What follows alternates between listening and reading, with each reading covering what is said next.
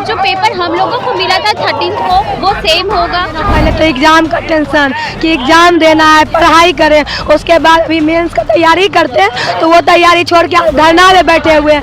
7 दिन से धरना पे बैठे, चिल्ला चिल्ला के आवाज खराब हुआ। अगर जब सर आपसे क्वेश्चन नहीं सेट हो सकता था ना तो आप यूपीएससी को एग्जाम दे दो कंडक्ट करवाने के लिए, आप मत कंडक्ट करवाओ। स्टेप 4 वो काट के आज आपको इंटरव्यू दे रहे हैं। देखिए अभी भी मेरे हाथ में स्टेप सिल है, अभी आपको इंटरव्यू के बाद फिर से खाएंगे और फिर से बोलेंगे। माननीय नीतीश कुमार जी जो कि हम लोगों के पिता तुल्य, वो हम लोगों की तकलीफ समझे और समझे कि हमारी मांग जायज है और हमारी मांग को पूरी करें। 12,000 का आप फिर से एग्जाम ले रहे हो, 12,000 में तो 7 से 8,000 बच्चा तो वहीं से सिलेक्शन मारेगा।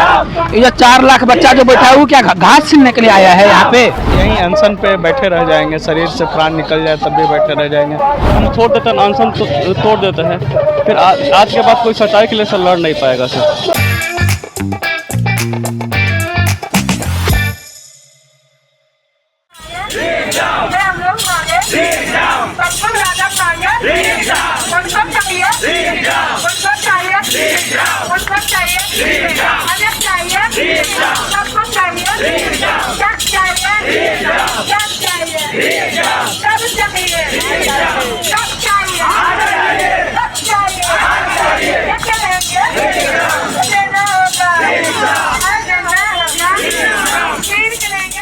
समस्या क्या है आखिरकार? एक सेंटर का तो एग्जाम कैंसिल हो गया है। अगर एक सेंटर का कैंसिल हुआ तो दूसरा जो जिस सेंटर का नहीं उसके साथ तो नाइंसाफी होगी ना। या तो क्वेश्चन टफ आएगा या तो क्वेश्चन इजी आएगा, तो नाइंसाफी तो हुआ दूसरे बच्चों के साथ, इसीलिए सारा एग्जाम कैंसिल होना चाहिए और ये एग्जाम होना चाहिए। और भी स्टूडेंट्स यहाँ पे मौजूद हैं जिनसे बातचीत करेंगे। काहे धरना पे बैठी है? सर एक्चुअली हम लोग को क्या है कि एग्जाम जो है वो आप कैंसिल करो, पूरा करो। रीजन ये है, सबसे वैलिड रीजन ये है कि आप जो 12,000 स्टूडेंट का एग्जाम बाद में लेंगे तो इसमें क्या गारंटी कि आप जो पेपर हम लोगों को मिला था 13 को वो सेम होगा। क्योंकि बात ये है सर कि एक तो क्वेश्चन का लेवल जो है वो सारे के सारे स्टूडेंट जानते हैं कि वो क्वेश्चन का लेवल बीपीएससी का नहीं था। आप यूपीपीसीएस का एग्जामिनेशन हुआ 22 को, आप उसका क्वेश्चन पेपर उठाकर बोलो, चेयरमैन देखेंगे और वो जिस तरीके से एसडीएम का और डीएसपी का चुनाव करे और यहाँ के एसडीएम और डीएसपी का जिस पेपर पे चुनाव हो रहा है क्या वो सेम लेवल का है? नहीं है। और हमारी मुद्दा ये है सर कि सबसे पहली बात कि आपको ये देखना पड़ेगा कि आप किस लेवल का क्वेश्चन दे रहे हैं हमें। हम लोग एनसीईआरटी पढ़ते हैं और आप लूसेंट से उठाकर क्वेश्चन दे रहे हैं तो फिर हम लोग लूसेंट पढ़ लेते हैं ना, लूसेंट पढ़कर एग्जाम देते और उसके बाद फिर हमारा एग्जाम क्लियर हो जाता। हम लोग साल भर तक तैयारी करते हैं और हम लोग एनसीईआरटी पढ़ते हैं, हम लोग को बताया जाता है कि क्योंकि जिस तरीके 69 से पैटर्न चेंज हुआ है, सारे के सारे स्टूडेंट जो हैं वो अपने तैयारी को है वो एक अलग लेवल पे लेकर चले गए और जब हम लोग एग्जाम देने गए वहाँ पे देख रहे वन लाइनर टाइप का क्वेश्चन है। अगर जब सर आपसे क्वेश्चन नहीं सेट हो सकता था ना तो आप यूपीएससी को एग्जाम दे दो कंडक्ट करवाने के लिए, आप मत कंडक्ट करवाओ। और दूसरी बात, अगर आपको एग्जाम कंडक्ट करवानी है, अगर आपको लग रहा है कि आपके पास उतनी फंड नहीं है, हम सारे स्टूडेंट फिर से दे देंगे पैसे, बट आप एग्जाम को री एग्जाम करवाइए और फेयर तरीके से करवाइए और अच्छी तरीके से करवाइए ताकि हम लोग एक तरीके से, क्योंकि हम लोग बिहार के जो है वो एक तरीके से हम लोग युवा जो है वो कहीं ना कहीं कल हम लोग फ्यूचर है और अगर हम लोग बिहार को बदलेंगे तो ऑब्वियस बात है यहाँ की जो छवि है वो बाहर जाकर अच्छी बनेगी ना। क्योंकि कल हम लोग कहीं जाते हैं तो बिहारी बिहारी बोलकर टीज किया जाता है। क्यों? क्योंकि यहाँ का सिस्टम खराब है ना, यहाँ का सिस्टम खराब है और यहाँ का सिस्टम को सही करने के लिए हम सारे युवा को आना ही पड़ेगा और चेयरमैन को हमारी बात सुननी पड़ेगी, वो एग्जाम को री एग्जाम करवाएं और वो जिस तरीके से एग्जाम को फेयर करवाएं बस। चलिए और भी स्टूडेंट से हम बातचीत करेंगे। यदि बीपीएस से आपकी मांग नहीं मानेगी तब आप क्या करेंगे?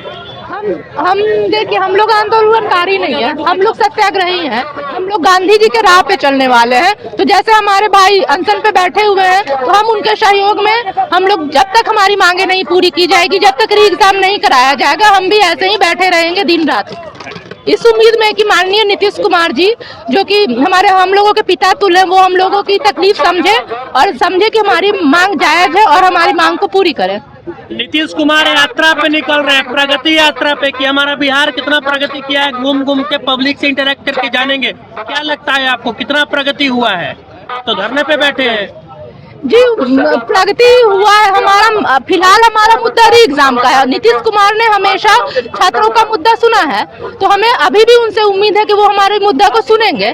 उम्मीद है कि मतलब अभी भी आपके मांग को नीतीश कुमार और बीपीएससी जो है वो सुनेगा। और भी यहाँ पे स्टूडेंट जिनसे बातचीत करेंगे। एग्जाम हो गया, उसके बाद भी धरने पे बैठी है, आखिर काहे? आप लोग सोचिए ना, पहले तो एग्जाम का टेंशन कि एग्जाम देना है, पढ़ाई करें, उसके बाद अभी मेंस का तैयारी करते हैं तो वो तैयारी छोड़ के धरना पे बैठे हुए हैं। 7 दिन से धरना पे बैठे, चिल्ला चिल्ला के आवाज खराब हुआ।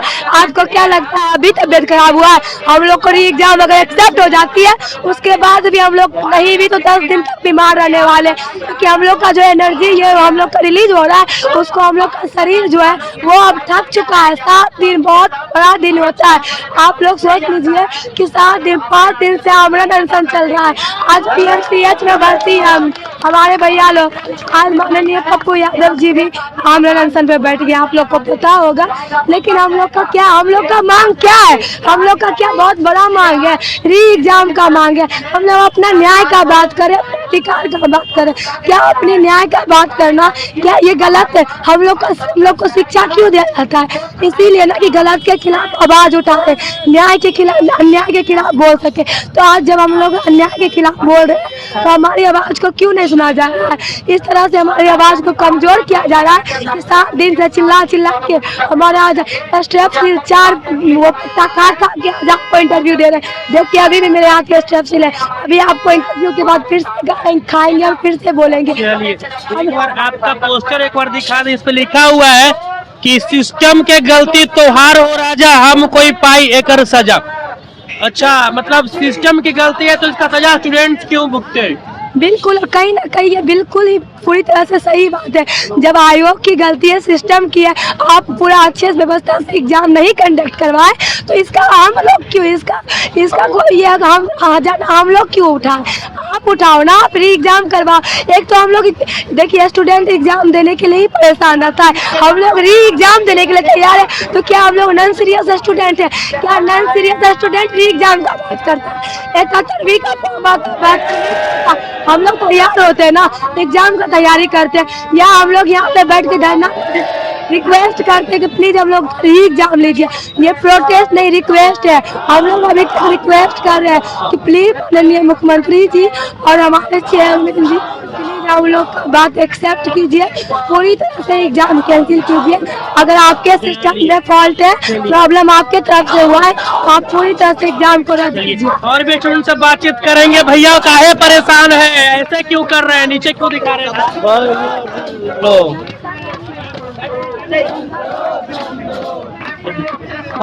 देखिए सर, हम लोग भैया विजुअल बनाइए, फिर हम लोग मीडिया से नहीं है क्या? आपसे बढ़कर चलना हमारा है क्या? बात करते बनाइए, बनाइए, वेट कर लीजिए थोड़ा सा, आराम से बात करते हैं। हाँ, आराम से बात करिए भैया। अपना गरीब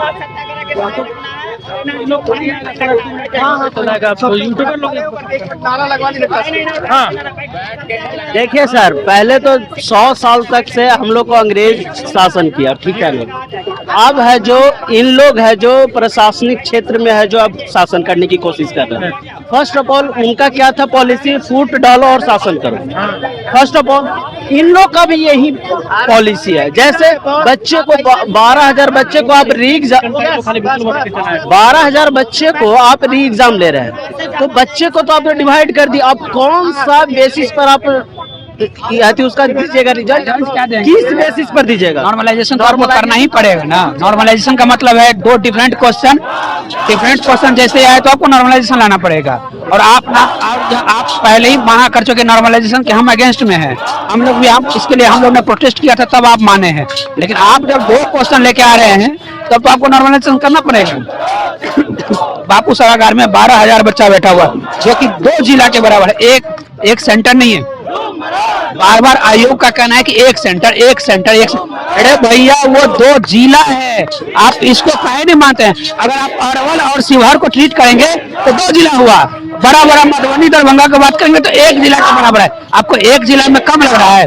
पीटी में 20,000 बच्चा का ही सिलेक्शन होना है, 12,000 का आप फिर से एग्जाम ले रहे हो, 12,000 में तो 7 से 8,000 बच्चा तो वहीं से सिलेक्शन मारेगा। ये जो 4 लाख बच्चा जो बैठा है वो क्या घास छीनने के लिए आया है यहाँ पे? सबसे ज्यादा इम्पोर्टेंट, अगर उनके क्वेश्चन टफ आ गए तो वो उनके लिए अन्याय हो जाएगा, और उनके क्वेश्चन इजी आ गए तो हम लोगों को अन्याय हो जाएगा। तो सर कहीं ना कहीं एक सेम लेवल पर, सेम ग्राउंड पर कोई कैंडिडेट्स या कोई भी खेल नहीं पाएगा, पेपर नहीं दे पाएगा। एंड सर उन्होंने बोला था, कैमरा ने बोल रखा है मीडिया वालों को कि हम लेवल चेक करेंगे यूपीएससी के लेवल का। आप चाहे तो उसको देख सकते हैं मीडिया में, पेपर कैसे, उसके बेस पर हमने तैयारी करी थी यूपीएससी लेवल के लिए। लेकिन जो उनका जब हमने पेपर देखा तो सर हम पूरे तरह से शॉक हो गए कि उन्होंने बोला क्या, करा और करा क्या। जब उन्होंने ऐसा स्टेटमेंट दिया तो सोचना चाहिए था कि हम अपनी बोली हुई बातों पे खड़े करते हुए वो अपनी बातों से मुकर जा रहे हैं। नीतीश कुमार पे, बीपीएससी पे बिल्कुल देखिए भैया, चाचा पे ही भरोसा है, चाचा सरप्राइज देंगे। और आज मंगलवार है, शुभ दिन है, आज ही देंगे, आज ही देंगे, पक्का देंगे, पूरा भरोसा है, सिर्फ चाचे पे भरोसा है। भरोसा तोड़ दिए तब 24 में हम लोग भी भरोसा तोड़ देंगे, पक्का तोड़ देंगे। पहले तो तोड़ेंगे नहीं और हम मानेंगे भी नहीं। अभी तक चाचा पे भरोसा रखे हैं,